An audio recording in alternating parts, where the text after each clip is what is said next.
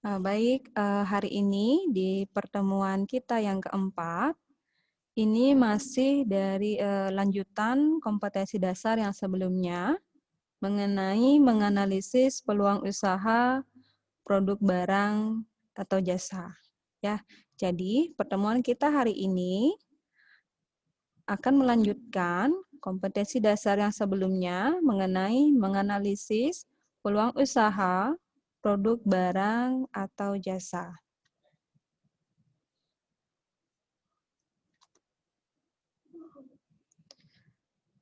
Baik, sebelum Ibu lanjutkan materinya, hari ini Ibu akan menyampaikan satu pertanyaan sebelum mulai. Ini pretestnya. Jadi, Ibu akan menunjuk siswa yang memang benar-benar sudah siap. Jadi, kalau kalian tahu jawabannya, silahkan angkat tangan. Ya, Ibu akan sampaikan satu pertanyaan. Jadi kalau seandainya kalian tahu jawabannya, silahkan kalian bisa angkat tangan. Bisa dimengerti? Ibu tidak akan menunjuk siswa yang tidak angkat tangan. Jadi dalam pandangan saya, siswa yang tidak angkat tangan bukan berarti tidak bisa, tapi masih belum siap. Pertanyaan Ibu pada pertemuan hari ini, coba sebutkan bagian-bagian dari analisis SWOT. Nah, masih ingat? Pertemuan sebelumnya, Ibu pernah menyampaikan mengenai analisis SWOT. Coba sebutkan bagian-bagiannya dan pengertian secara singkat bagian-bagian itu. S, W, O, dan T. Analisis SWOT. Silakan siapa yang bisa? Ibu cek di sini. Ada yang mau angkat tangan? Ada yang bisa? Silakan dicoba saja, salah tidak apa-apa.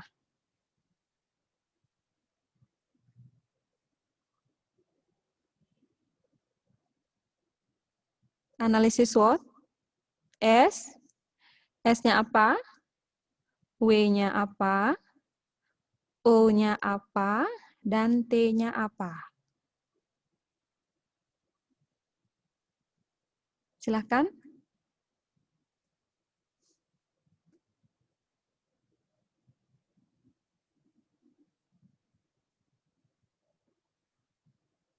Tidak terlihat jelas.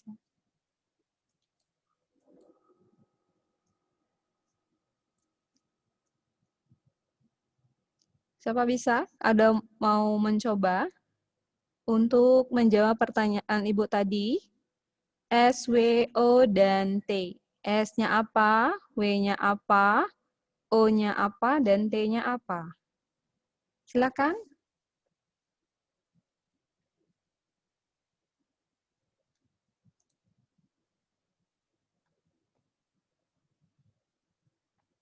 Ibu masih cek di sini. Ibu akan tunggu jawabannya.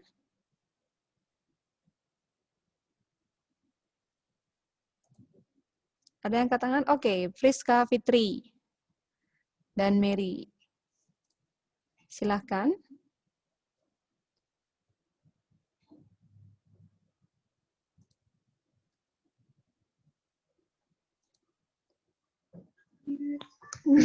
Oke. Oke, selamat siang, Bu. Selamat siang. Baiklah, saya akan memperkenalkan diri terlebih dahulu. Nama saya Niwayan Mary dari kelas 11 AP8. Jadi saya akan menjelaskan bagian-bagian dari SWOT atau SWOT. Yang pertama ada strength, yaitu pengertiannya kekuatan. Yang kedua ada weakness, yang artinya kelemahan. Yang ketiga ada opportunities, yang artinya kesempatan. Dan yang keempat ada threat, yang artinya ancaman. Oke, bagus sekali jawaban dari Mary. Mungkin ada yang ingin menambahkan? Analisis SWOT seperti apa? Ada yang ingin menambahkan lagi dengan kalimat yang berbeda?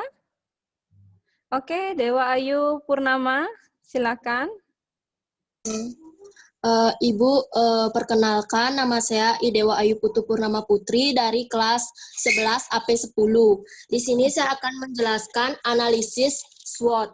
Yang pertama dari faktor internal terdiri dari S dan W. S artinya strength atau kekuatan, dan W, weakness atau kelemahan. Faktor eksternal atau faktor dari luarnya ada opportunity atau kesempatan atau peluang, dan threats artinya ancaman. Sekian, terima kasih. Oke, bagus sekali. Dua orang hari ini sudah memberikan jawaban. Benar sekali ya, S, W, O, dan T. Nah, ini bisa kalian pelajari kembali mengenai materi yang sudah Ibu sampaikan sebelumnya. Jadi, kalian tidak usah tegang. Kalau seandainya ada pertanyaan dari saya, siapa yang bisa, silakan angkat tangan. Jadi, yang tidak bisa, Ibu anggap belum siap. Bukan berarti tidak bisa ya. Ibu anggap belum siap. Oke, Ibu akan lanjutkan materinya.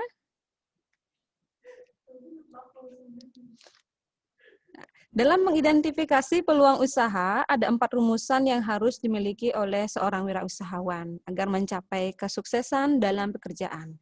Ya, ini dalam mengidentifikasi peluang usaha, ada 4 rumusan yang harus dimiliki seorang wirausahawan agar mencapai kesuksesan dalam pekerjaan.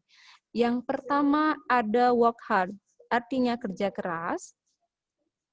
Yang kedua work smart, kerja cerdas. Yang ketiga itu ada enthusiast, kegairahan atau antusiasme. Kemudian yang keempat itu ada service atau pelayanan yang memuaskan.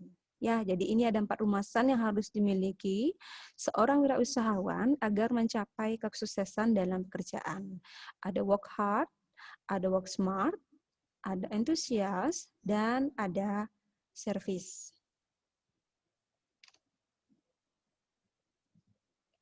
Untuk memilih bidang usaha, terlebih dahulu harus melihat pemetaan usaha ataupun jenis-jenis usaha.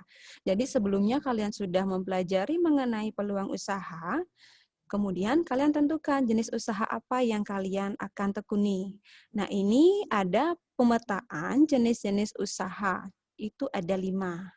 Ya, yang pertama ada bidang usaha industri dan kerajinan. Yang kedua itu ada bidang usaha pertambangan. Yang ketiga atau yang nomor C ini ada bidang usaha pemberian jasa atau pelayanan. Yang nomor 4 itu ada bidang usaha perdagangan. Dan yang nomor 5 itu ada pertanian. Ya, pertanian, perkebunan, perikanan, dan peternakan. Ini jadi satu bidang usaha di sini Ibu masukkan. Oke. Yang pertama, ada bidang usaha industri dan kerajinan. Jenis usaha industri besar, industri menengah, industri kecil, dan kerajinan. Nah, nanti kalian bisa cari contoh-contohnya di sumber lain seperti Google ataupun buku yang lainnya, buku bacaan lainnya. Oke. Bidang usaha industri dan kerajinan, jenis usaha industri ada industri besar, industri menengah, dan industri kecil. Yang kedua ada bidang usaha pertambangan. Jenis usahanya apa? Ada pertambangan minyak bumi, batu bara, pasir, emas, perak, timah, dan lain-lain. Kemudian yang nomor C, ada bidang usaha pemberian jasa. Nah, bidang usaha pemberian jasa ini bergerak dalam bidang pelayanan. Contohnya ada bank, ada hotel, nah restoran juga termasuk di sini ya, pariwisata, persewaan, salon, bengkel, nah itu termasuk ke dalam pemberian jasa. Yang nomor D, bidang usaha perdagangan. Jenis usaha ada perdagangan besar, menengah, dan kecil. Kalian juga bisa nanti cari contohnya. Ya. Yang nomor 5, bidang usaha pertanian. ada bidang usaha perkebunan, ada tanaman hias atau bunga-bungaan, perikanan, peternakan, dan lain-lain. Nah, jadi ini pemetaan jenis-jenis usaha. Selanjutnya kita beralih ke materi risiko usaha yang sebelumnya sudah pernah Ibu paparkan secara umum, bahkan setiap kalimat pada materi sebelumnya ada yang membahas mengenai risiko usaha. Namun kali ini Ibu akan sampaikan risiko usaha secara lebih spesifik. Ya, jadi agar kalian memahami betul pengertiannya apa, kemudian bagaimana cara mengelola risiko usaha. Ingat, risiko itu berasal dari kata risk ya, R-I-S-K. Ini ada pernyataan atau pengertian seperti ini. Risiko usaha adalah suatu yang selalu dihubungkan dengan kemungkinan terjadinya hal merugikan yang tidak terduga dan tidak diharapkan. Ibu ulangi, risiko usaha adalah sesuatu yang selalu dihubungkan dengan kemungkinan terjadinya hal yang merugikan yang tidak terduga dan tidak diharapkan. Ya, tidak semua orang juga tidak mengharapkan adanya risiko. Tapi pasti ada risiko dalam segala kegiatan. Sama seperti yang Mbak sampaikan sebelumnya. Risiko itu akibat, risiko itu adalah kerugian, risiko itu adalah ketidakpastian. Nah, ini penjabaran risiko. Panjangnya seperti ini, risiko usaha adalah suatu yang selalu dihubungkan dengan kemungkinan terjadinya hal yang merugikan yang tidak terduga, kapan datang, dan tidak diharapkan. Nah, karakteristik risiko di sini ada yang pertama, risiko adalah ketidakpastian atas terjadinya suatu peristiwa. Sudah pasti ya, ketidakpastian. Yang nomor 2, risiko adalah ketidakpastian yang bila terjadi akan menimbulkan kerugian. Risiko adalah ketidakpastian akan terjadinya suatu peristiwa. Risiko adalah ketidakpastian yang bila terjadi akan menimbulkan kerugian. Di sini ada pertanyaan seperti ini. Bu, risiko itu kan sesuatu yang merugikan. Risiko itu kan sesuatu yang saya tidak harapkan, Bu. Apakah risiko itu harus saya hindari? Jawabannya tidak. Ya, apakah risiko harus dihindari? Tidak. Namun, risiko itu harus dikelola. Ini ada pernyataan seperti ini. Apakah risiko harus dihindari? Jawabannya tidak. Risiko itu bukan untuk dihindari, namun harus dihadapi dan dikelola. Ingat, risiko itu bukan untuk dihindari, tapi harus dihadapi dan dikelola. Apalagi kalian yang memang benar-benar memutuskan untuk menjadi seorang wirausaha. Karena ini selalu ada dalam segala kegiatan yang kalian lakukan. Bahkan dalam kehidupan sehari-hari pun kita menghadapi risiko. Jadi harus dihadapi dan dikelola. Karena apabila kita mampu menghadapi dan mengelolanya dengan benar, maka kita bisa mengelola potensi-potensi kerugian yang ada, sehingga bisa meminimalisir kerugian. Ya, jadi risiko itu dikelola untuk meminimalisir terjadinya kerugian. Bisa dipahami? Ini ada macam-macam risiko. Yang pertama itu ada risiko teknis atau seringkali dikatakan sebagai risiko materi dan risiko kerugian. Ibu dalam kurung di sini ya. Macam-macam risiko, ada risiko teknis, dalam kurung materi atau kerugian.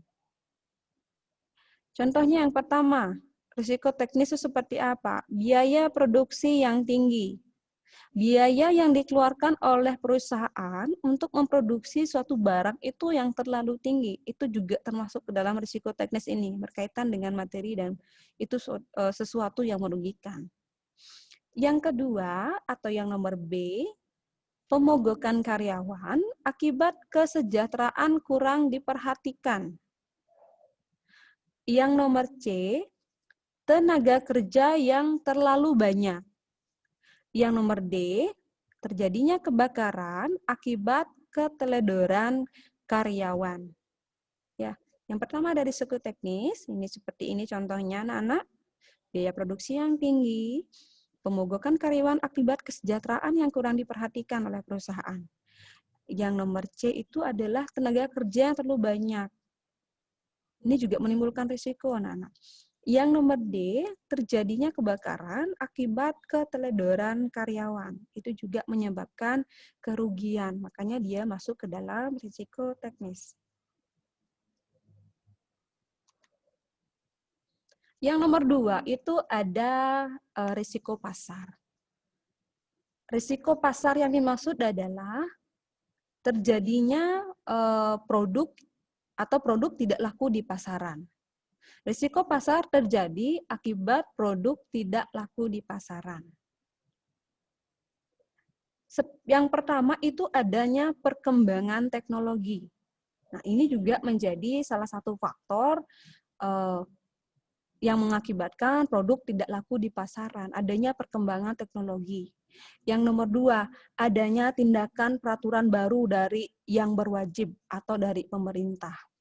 Yang nomor C, adanya hubungan intern sehingga terjadi pencurian, kecelakaan, kebakaran, dan masalah intern lainnya. Ingat, risiko pasar terjadi akibat produk tidak laku di pasaran. Misalnya adanya perkembangan teknologi. Kalau kita sudah kalah teknologi, ya sudah. Produk kita sudah pasti tidak laku di pasaran. Ya, adanya peraturan baru dari pemerintah yang berwajib, yang mengharuskan seperti ini, tidak boleh seperti itu. Nah, itu juga termasuk ke dalam risiko pasar. Nah, cara mengatasinya bagaimana? Nah, di sini ada cara mengatasi atau upaya yang harus ditempuh. Yang pertama, tentu saja mengadakan inovasi. Ya, kalau kita sudah kalah di perkembangan teknologi, ingat adakan inovasi. Yang kedua, mengadakan penelitian pasar. Ini sangat penting sekali, mengadakan penelitian pasar. Kebutuhan masyarakatnya apa? Perekonomian masyarakatnya seperti apa? Ya, yang lagi tren di masyarakat itu seperti apa? Nah, ini ada agak sedikit panjang. Ada risiko kredit. Nah, risiko yang ditanggung oleh kreditur akibat debitur tidak membayar pinjaman. Risiko kredit, risiko yang ditanggung oleh kreditur akibat debitur tidak membayar pinjaman. Ibu, kreditur itu apa? Debitur itu apa? Kreditur ini orang yang memberikan pinjaman kredit. Kalau debitur ini yang meminjam. Sudah, ini yang memberikan, ini yang meminjam. Risiko yang ditanggung oleh kreditur yang memberikan pinjaman akibat debitur yang meminjam tidak membayar pinjaman. Upaya mengatasi risiko kredit. Nah, yang pertama nih, nomor A, berikan kredit pada orang yang tepat dengan memenuhi syarat 5C ya, anak-anak. Ya, materi hari ini, pada pertemuan berikutnya akan Ibu berikan pertanyaan seperti yang tadi ya. Di awal Ibu akan menyampaikan pertanyaan berkaitan dengan materi yang sebelumnya. Berikan kredit pada orang yang tepat dengan memenuhi syarat 5C. Nah, ini adalah syarat pemberian kredit atau pinjaman. Dikenal dengan istilah 5C. Syarat memberikan kredit atau pinjaman dikenal dengan 5C. Karena ini berkaitan dengan risiko kredit ya, jadi Ibu akan bahas. Karena upaya mengatasi risikonya. 5C. C yang pertama, karakter. C yang kedua, capacity. C yang ketiga, kolateral. C yang keempat, kapital. Dan C yang kelima, condition of economy. Ini sudah Ibu jabarkan penjelasannya di sini. 5C yang pertama, jadi berikan kredit pada orang yang tepat. Ketika dia memenuhi syarat seperti ini. 5C yang pertama, karakter. Harus memperhatikan watak seseorang.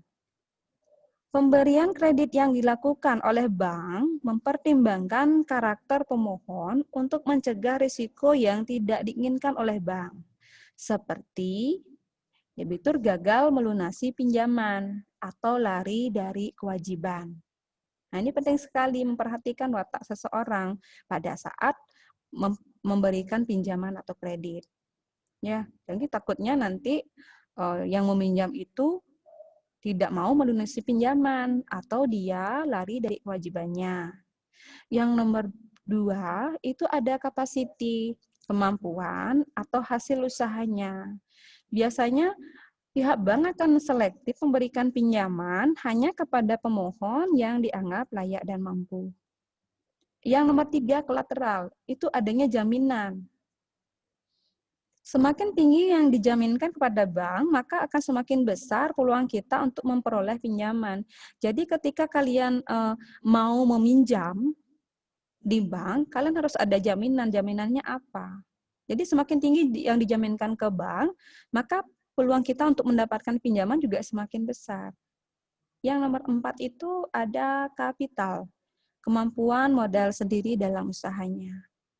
Semakin banyak saldo tabungan, deposito, dan aset investasi lainnya akan semakin meringankan langkah bank untuk mencairkan dana pinjaman kepada kita. Biasanya juga diperhatikan ini, ada nggak dia punya tabungan, ada nggak punya deposito, asetnya seperti apa. Yang nomor 5, condition of economy, keadaan usaha pada saat itu. Apabila bank selaku kreditur, ingat kreditur memberikan pinjaman, memperkirakan perekonomian akan baik di masa mendatang, maka pinjaman kemungkinan besar dapat diberikan. Nah, ingat anak-anak, ini risiko kredit yang ditanggung oleh kreditur akibat debitur tidak bayar pinjaman. Nah, upaya yang dilakukan untuk mengatasi risiko kredit itu memberikan kredit pada orang yang tepat, yang memenuhi syarat 5C ini. Karakter, capacity, collateral, kapital, dan condition of economy. Kemudian ada juga risiko di luar kemampuan manusia.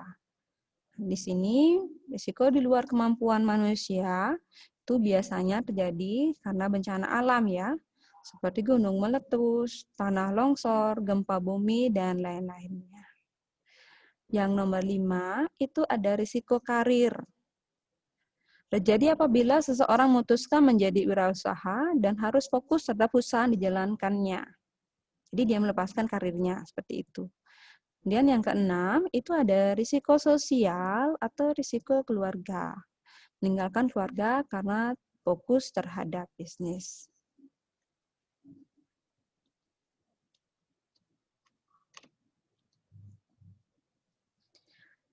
Adapun beberapa risiko yang kemungkinan besar akan dihadapi oleh setiap entrepreneur sebagai berikut. Jadi kalau kalian mendengar kata entrepreneur itu sama artinya dengan wirausaha ya. Adapun beberapa risiko yang kemungkinan besar akan dihadapi oleh setiap entrepreneur atau wirausaha adalah sebagai berikut. Nah, di sini Ibu sampaikan 4 komponennya.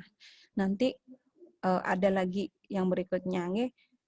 Yang pertama itu adalah risiko kerugian. Kerugian itu sendiri bisa disebabkan oleh banyak faktor, mulai dari pengambilan keputusan yang tidak tepat, perkiraan yang melenceng, manajemen yang kurang baik dan profesional, pengalaman yang kurang, dan bisa juga disebabkan oleh faktor eksternal seperti bencana alam, bahan baku yang sulit didapat, minat konsumen yang berubah atau menurun, dan masih banyak lagi yang lainnya. Jadi, risiko yang kemungkinan besar akan dihadapi oleh setiap entrepreneur atau wirausaha adalah pasti ini, kerugian. Kerugian disebabkan oleh banyak faktor. Pengambilan keputusan yang salah, kiraan yang melenceng, manajemen yang kurang baik, ya, bahan baku yang sulit didapat, bencana alam, minat konsumen yang berubah. Kemudian yang kedua, itu ada persaingan antara perusahaan. Persaingan dalam analisis SWOT ini termasuk S, W, O, atau T. Adanya persaingan. Termasuk strength, termasuk weakness, termasuk opportunity, atau termasuk threat. Persaingan datangnya dari luar perusahaan atau dalam perusahaan? Dari luar. Oke, berarti indikasinya antara O dan T. Apakah dia termasuk peluang atau termasuk ancaman? Persaingan. Adanya persaingan, apakah itu peluang? Persaingan itu masuk ke dalam ancaman, anak-anak. Ya, dia masuk ke T. Ingat, persaingan antar perusahaan. Nah, pada masa ini, persaingan yang ketat ini pun tidak jarang diwarnai dengan persaingan yang tidak sehat. Ini banyak sekali sekarang. Persaingan yang tidak sehat dengan menghalalkan segala cara. Nah, ini tidak baik ya. Kalau kalian mau jadi wirausaha yang baik dan sukses, itu tidak boleh melakukan persaingan tidak sehat dengan menghalalkan segala cara. Apalagi kalian menyampaikan sesuatu yang buruk terhadap perusahaan lain, itu tidak boleh terjadi seperti itu. Maka dari persaingan itu jangan terlalu dipikirkan. Yang penting adalah bagaimana kita memberikan kualitas produk dan jasa yang terbaik pada konsumen kita. Jadi jangan pernah menjelek-jelekkan perusahaan lain atau orang lain agar perusahaan kita yang lebih lebih dominan di masyarakat. Tidak bisa seperti itu. Jadi bagaimana kita munculkan bahwasanya produk kita itu lebih bagus dengan meningkatkan kualitasnya. Melakukan pelayanan yang baik buat masyarakat. Ya. Kemudian yang ketiga, ada kondisi pasar yang tidak stabil. Nah, saat ini kondisi pasar sangat sulit stabil dikarenakan perekonomian negara yang juga tidak stabil. Nah, kita juga terkena dampak yang luar biasa sekarang anak-anak. Di pandemi seperti saat ini, semua sektor kena pengaruhnya. Jadi kondisi pasar yang tidak stabil, harga pun tidak stabil. Bahan baku sekarang ada yang melambung sangat tinggi, ada yang sangat rendah sekali. Bahkan kemarin beritanya yang luar biasa itu harga ayam itu sudah sangat murah. Itu di daerah mana itu? Salah satu daerah di Bali itu bahkan membagikan ayam secara gratis karena harga ayam itu anjlok. Nah, seperti itu. Jadi kondisi pasar benar-benar tidak stabil sekarang. Banyak orang yang berjualan, tapi daya beli masyarakat kurang karena tidak adanya uang untuk membeli. Seperti itu. Kita pun gini, jual apa ya biar menambah penghasilan? Kita sudah pariwisata kita sudah menurun sekarang di era pandemi seperti ini. Bahkan ada yang berinisiatif kita jual apa, mau jual apa. Tapi di sisi lain, memang keadaan ekonomi kita lagi terpuruk semua sektor. Ya, semoga keadaan akan kembali normal seperti dulunya. Kita berdoa saja, semoga sehat, kemudian perekonomian kita juga menjadi stabil. Nah, yang nomor 4 itu tidak memiliki mental pantang menyerah. Ini salah satunya, kemungkinan besar. Kerja keras dan mental baja adalah bekal utama bagi setiap wirausaha. Kalau kalian tidak mempunyai mental baja, kalau kalian tidak pantang menyerah, ya sudah tidak akan mampu berkembang usaha kita. Ini ada menjadi salah satu hal penting dan juga menjadi risiko sebagai entrepreneur, di mana apabila kita tidak mau bekerja keras, maka dapat dipastikan usaha kita tidak akan berkembang dan berakhir pada kerugian dan kebangkrutan. Itu sudah pasti. Kita tidak memiliki mental pantang menyerah, sudah berakhir pada kerugian dan kebangkrutan.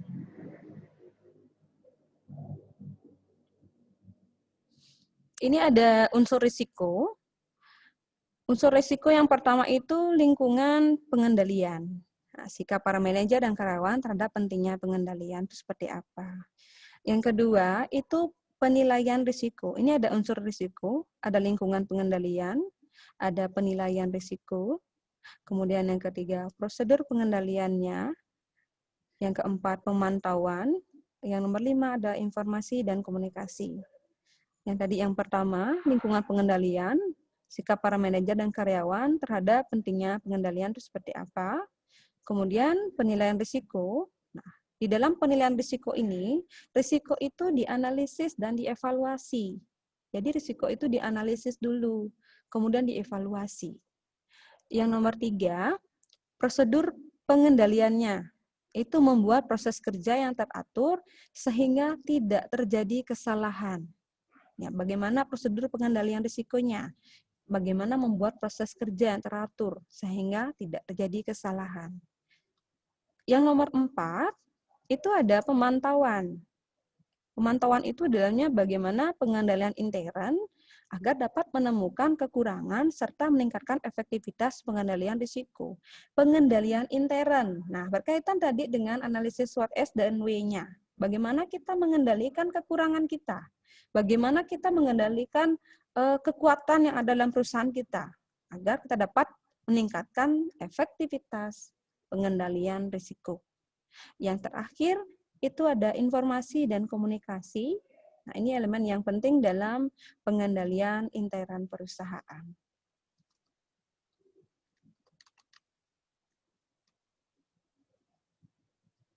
Oke, ini ada manajemen risiko.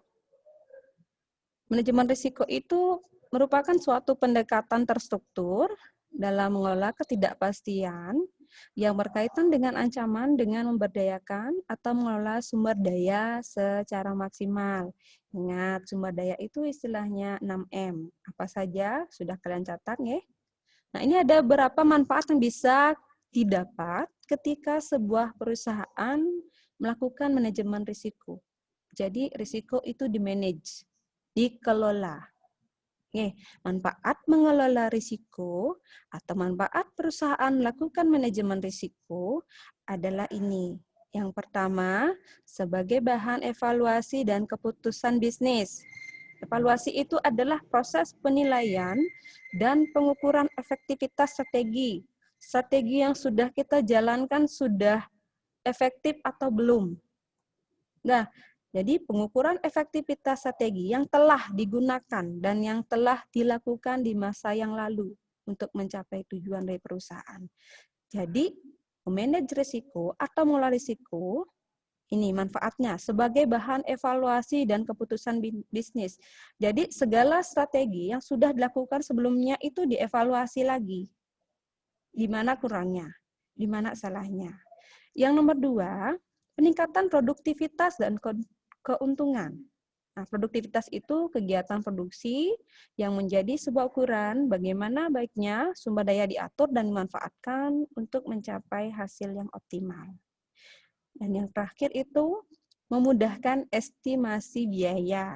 Estimasi itu perhitungan kebutuhan biaya yang dibutuhkan untuk menyelesaikan atau mengkalkulasikan biaya-biaya yang akan dikeluarkan. Nah, ini estimasi biaya adalah perhitungan kebutuhan biaya yang dibutuhkan untuk menyelesaikan suatu kegiatan atau pekerjaan. Ini Ibu lagi kembali, beberapa manfaat yang bisa didapat ketika sebuah perusahaan melakukan manajemen risiko atau memanage risikonya atau mengelola risikonya. Yang pertama, sebagai bahan evaluasi dan keputusan bisnis. Yang kedua, meningkatkan produktivitas dan keuntungan. Dan yang terakhir, memudahkan estimasi biaya. Oke, anak-anak, untuk pertemuan kita pada siang hari ini, itu berakhir di materi manajemen risiko. Karena waktunya sudah habis, kita akan lanjutkan kembali pada pertemuan berikutnya. Ingat, apa yang Ibu sampaikan hari ini akan menjadi pertanyaan pada pertemuan berikutnya. Jadi silakan dipelajari. Oke. Demikian anak-anak, jika ada salah kata, Ibu mohon maaf. Terima kasih yang sudah join hari ini sebanyak 30 orang, walaupun semakin sedikit. Tidak apa-apa, Ibu harapkan semangat kalian untuk belajar masih tetap terjaga. Ya, Ibu akhiri dengan Parama Santi.